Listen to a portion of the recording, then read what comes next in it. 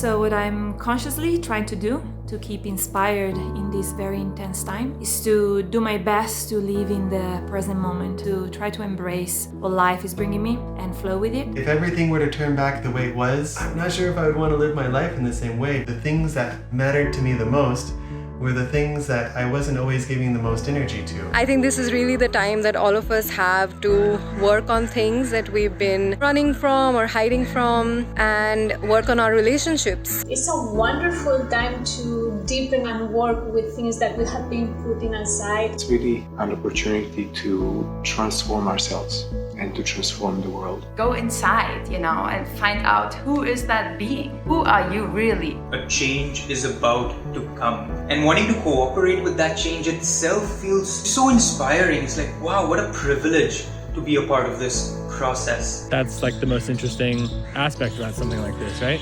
Is we get to see who it is we really are. I feel all of us are being tested, whether we're going to expand or are we going to contract. At a time when there are so many uncertainties in our lives, the heart, it tends to want to contract.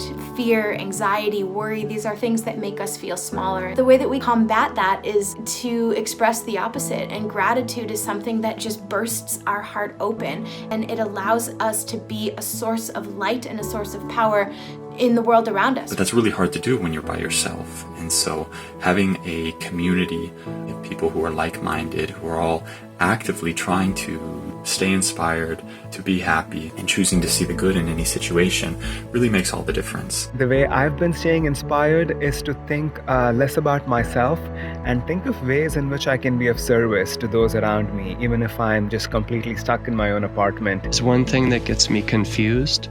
It's when I look for answers in other places, and if there's one thing that gives me clarity and inspiration, it's when I remember, say a prayer for guidance to what teaching you need at this time. This story is just a small part of the story. There's a big universal story going on that we're all a part of, and that seems to work pretty well.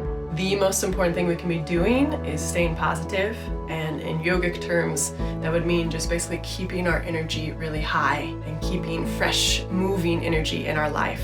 It's been an interesting experience so far. I've been doing a number of things to help keep my energy up, including upping my energization practice again. I'm back up to practicing 6 times or more a day, which has been tremendous. Hello everybody.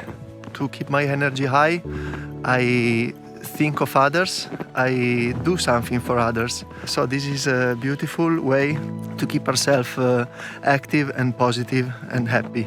And I hope you can also keep yourself and others around you inspired in these times. God bless you.